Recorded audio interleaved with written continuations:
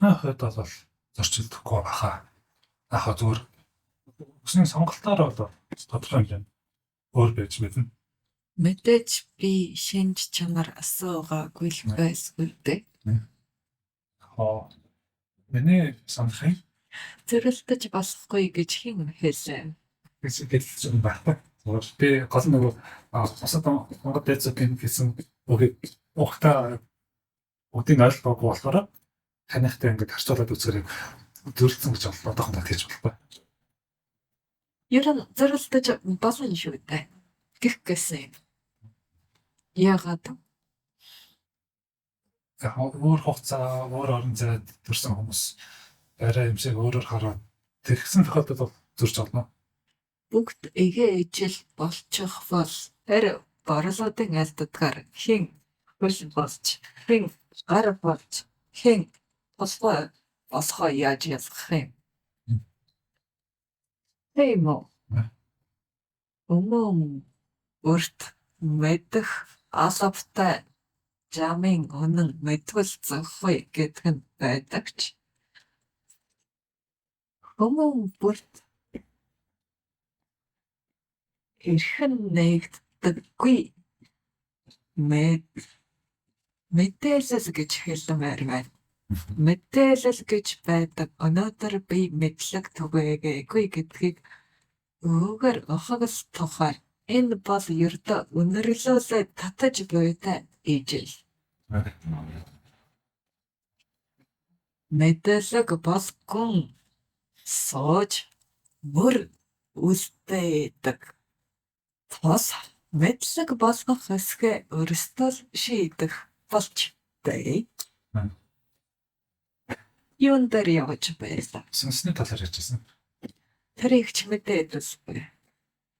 Өршөөгөөрэ өн улааж бид хоёр нэгэн тархин говьд суугаа тул би улаажийн тархинд жаахан болж багтах хэрэгтэй болсон учраас ой санамж маань бас үрийхээр хязгаарлагдаад байгаа юм л да.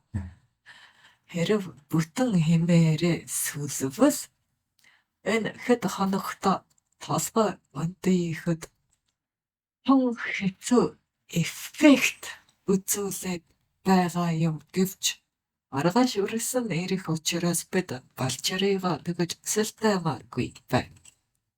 Сонсон аюуны сан төг сэрвэл бүрэнэ бус байж болно. Бүрэнч сулж дийлэх аюуны яагаад дандаа гадаад үг орж ирдэг юм бэ? Potential. Монголоор хэлээд Чадамж гэдэг үг. аюуны чадамж буй гэвч алба байхгүй. Бид зөвхөн эцэг өвгдийнхөө аюуны сангаас сулдаг уу? Эсвэл өөр нэгний эцэг өвгдрөө өсчиж болох уу? Хязгаар буюу чи юу гэж санаж байна?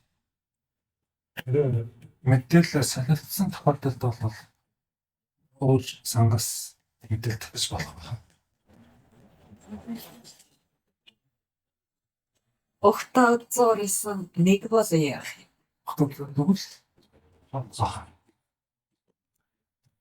Тэгвэл өөдөөс ч юм уу. Мэдээлэл татаж болох. Тэгвэл аюуны сангаас хязгаар үгүй нэ. Ямар үдтэй хоол урдч нь тавиад идэхийг чинь хүлээн суугааг ухаж байна. Суу бэлэг. Суут ухаан. Суут дэлгэтэй байх ш. Тооч өнөө өрсөд сэтгэл готролын шус багта. Хамрын дасторхнэ. Дастор бол яадаг байсан? Амаа хорлоод. Амсгаа татчихдаг босоо. Ер нь яагаад шалбагт татчихсан юм бэ? Мэдээж хүмүүн бүрөөрийн тоолстой. Гэвч эрт дээр үед тар сэтгэл готрлын шалбаг нь оршоо болвоо. Эсвэл өнөөдөр санаа алдаад маргааш зээж дөрөн амьсгалаа болов уу? Юу гэж бодож байна?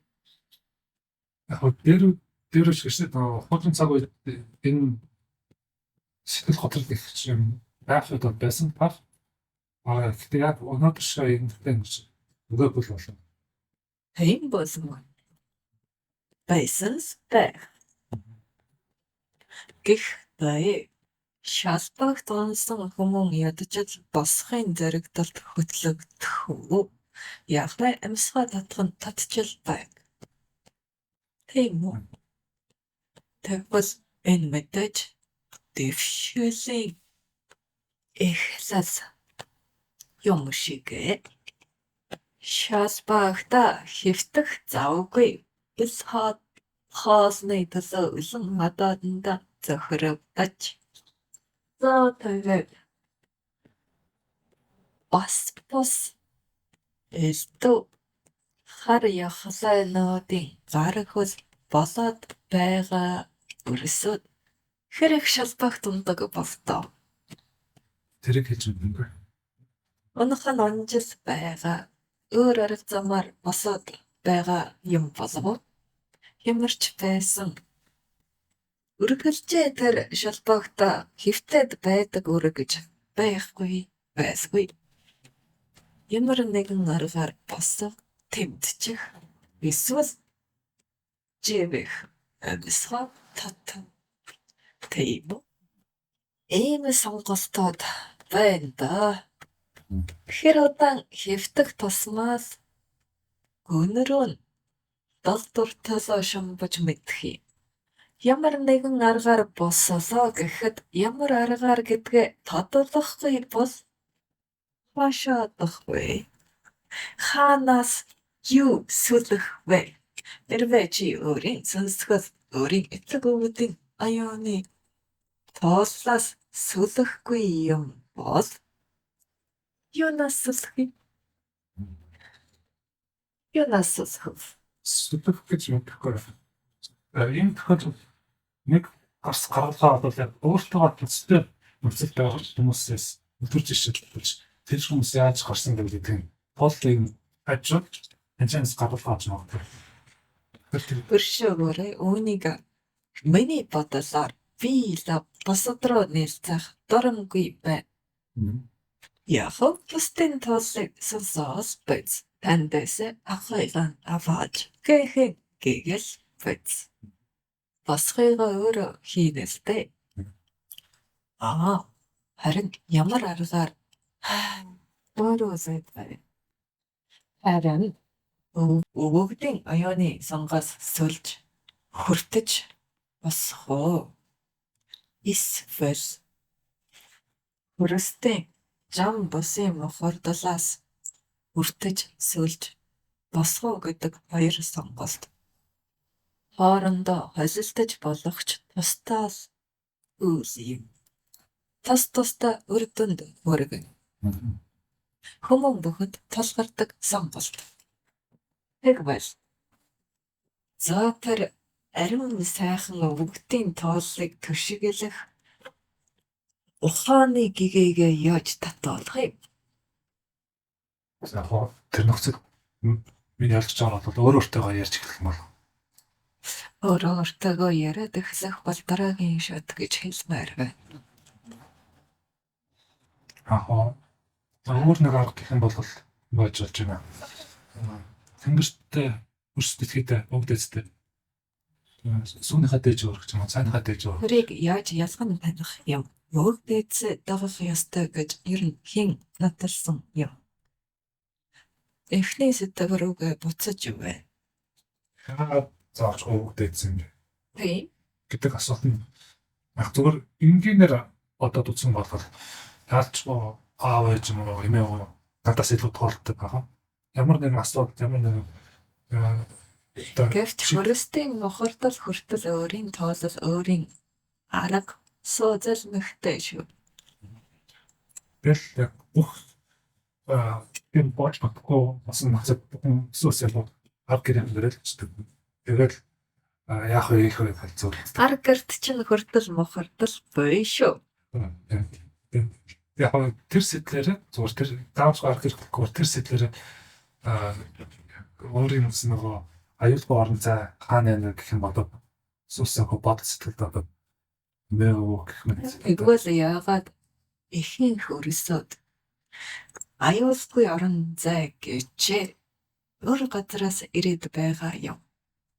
Тэд шалбагт онсон ч босох арга буруу газараас алхажээ. Гэвэл юун дотоод гэдэг асуулт ундрах босоо.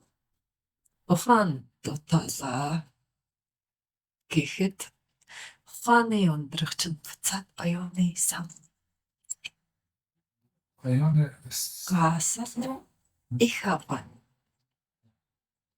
иха сараагүй болов. Тэрнээс болоод өөр газраас одоо таам.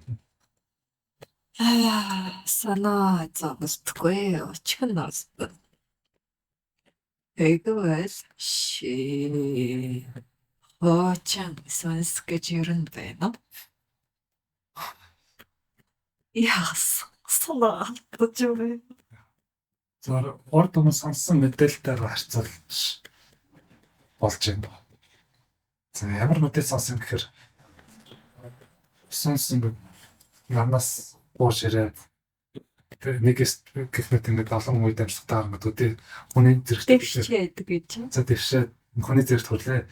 Гэхдээ хүн заяа хэдэн удаа төрсөн бэ гэдгээрээ хуучин сүнс, шин сүнс гэж хүмүүс ялгаж салгаж болох бах. Би олохгүйдээ тэгж боддог байсан. Тэгэхээр бол олон хүний заяагаар тавьсан сүнсээ бол хуучин сүнс гэж хэлж байгаа юм. Энэ дээр л харин зөрөлдөд байгаа юм ба. Онор бодвол арай ч эрт юм уу? Яах вэ? Хязгаараар ирээ. Таварвар хязгаарлагдаж буй тэрхэн гавалтан говь. Бид тэр дотроо та нараа өөрсдөө оршиж байна. Тэндээс тэлбэл сүнсэглээсээ сүлэж байна гэж үзвэл 100% тэрхэн гавлын 90-95% сүнсгэл байна гэж зөвлөе. Энэ шинжлэх ухаантай ч нэг нийтдээ ойлголт болоод байх шиг үзэгдэх юм. Хүмүүс яаж тэрхүү 100% ашиглах вэ гэж ирж хайдаг гэж дуулаа. 5-10% ингэн сэтгэж тэгэн үлдэж байгаа юм бол сот ухаанууд гэдэг нь магад 20% ашиглаа байлгүй дээ. Боёо хэд сүнсэглээсээ аюуны сангаас 10%-ийг нэмж татаа байлгүй дээ. Харин 5-10%-аас халихгүй бүр дотогш 3-4-өөс хайтан гаршсан өрс байж болох уу? Юу хайтан гаршуулгүй?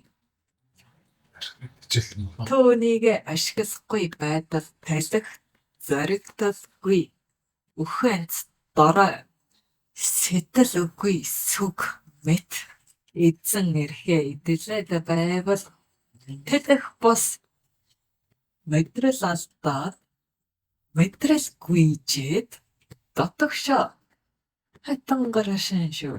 Дотогшоо хайтан гаршиж байгаа өрсөд зөв буруу хохирол үрдэн хийгээд эрх хариуцлагыг ухамсарлаж дээ. Энд мэдээж олон хүчин зүйл нөлөөлж байгаа. Сархад хүртэхээр тархины ис яадаг гэнвэ өгдөг гэнэ. Аммагад хартатаагаар утаад байвал дахиад бэвэлэн эрчим хэмээс холдоод байвал тэр чиний дурдсан тархины дижэл гэжээсээ бас алсрах босоо. Одоо яагаад ишин хөрсөд буруу сонголтоор босоод байгааг ойлгов. Шалбаг гэдэг бол яг хязгаар дээр оршиж байна. Хоосрол руу унах. Мөн үү? Утга учиргүй дах, учраа олохгүй байх. Төмөн сэтгэлийн шанасаар шилбэр дүүсэх нь хязгаараа дээр зогсож байгааг хэлнэ. Тэнтэс гадагшаа алхам босго дотогшоо хавтангаршин хатгүй гэдэг сонголтыг төмөн нөлөөлөлтөөр төлж чадсан хүмүүн сүнсэглээсээ нааш 1/1000 ч болов сүүлбэл 1 сантиметрч болов алхах. Харин төмөн хүчин зүйл түүнийг хордуулах уран үгс болоод янз бүрийн эдэ ундаа амьсгалах амьдрах орчны нөлөөд хордуулахаас улбаатай даралт шахалтыг тэсэх үедээ таарч дотогш шигэж байгаа нь буруу арга барилаар хязгаараасаа шалбагнасаа босох буюу хязгаараасаа дотогш арагш алхаж бай. Мөн үү? Тэгвэл хэн зүрхтэй хийгээд төвчээртэй хэн чойн сэтгэлтэй буюу зүрхэн хүч арвинтай гадагш алхдгийн биш үү? Чи зөвшөж байна. Зорч байгаа. Харин чин зүрх нь чадалгүй. Зариг зүрх нь үлбгэр сос барай тангод бол арагшаал асхаад байх бай. За аюун тарих сүнс гэдгээс гадна зүрх сэтгэлийн хүч гэдэг. Доход нэг зүйл гараад ирлээ шүү. Яадаг юм бэ? Ямар хэцүү очих нь алддаггүй арчилсан бэ? Би бол сүнсэглийг хүмүүнд наашгүй тэндээс хинч хүртэж дийлэх аюуны сан гэж хэлмээр байна. Буюу дамшил ээлт хүчнийг чинь тэн ирсэн хэм хөдөө гэж айлдах гэсэн юм. Харин хүмүүн өөрөө чи өөрөө хэн юм бэ гэвэл зүрх сэтгэл дотроос хайх болох юм. Зүрх сэтгэлийг хамаагүй хар цагаанаар ялгахчихъя гэж миний өр хэлдэг. Хар цагаан байх эсхийг шийдэд байгаа нь та өрөөсөө юм шүү дээ.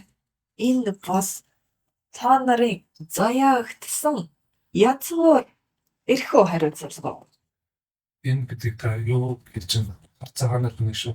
Бос чи юу сонсож байсан юм бэ? Зүрх сэтгэлээ хар цагаан байлгахыг шийдэх энэ та өрөөсөө заяагдмал язгуур эрхөө хариуцлага. Би бол эрх гэж хэлээ.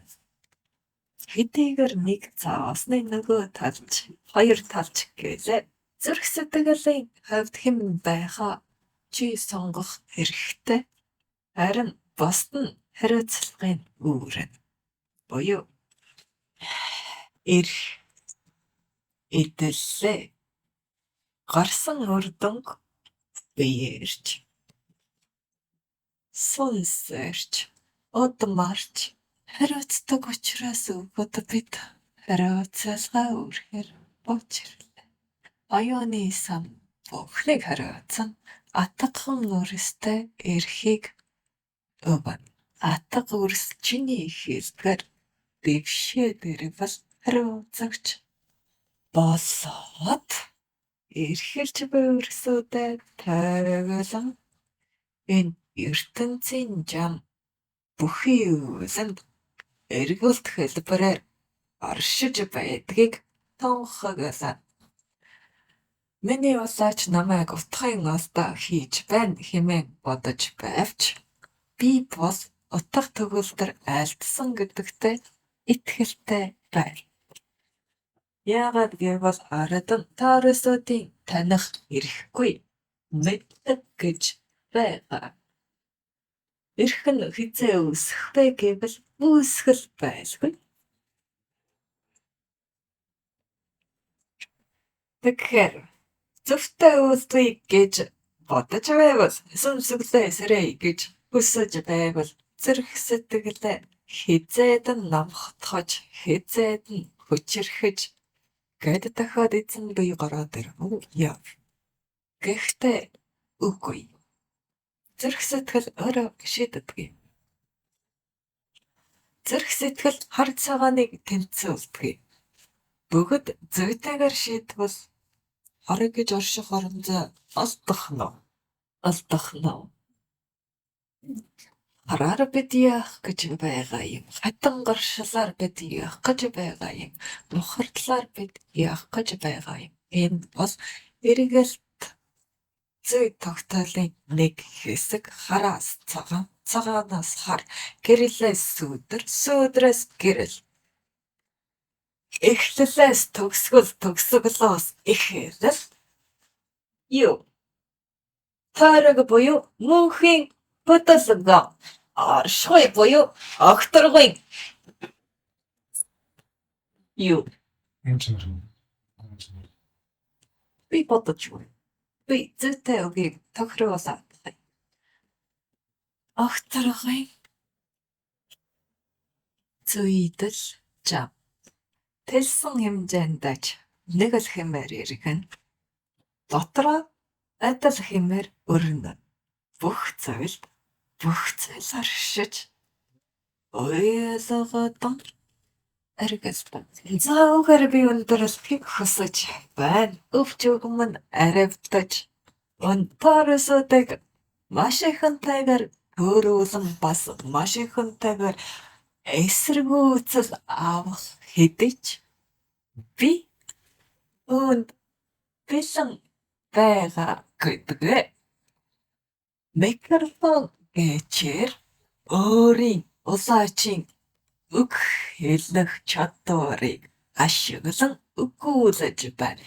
Энэ бол улаач өрийн ухаан бус харин дагхан тэнгэрийн бяцхан онгод миний үг юм гэдгийг дуустахай. Дуустах.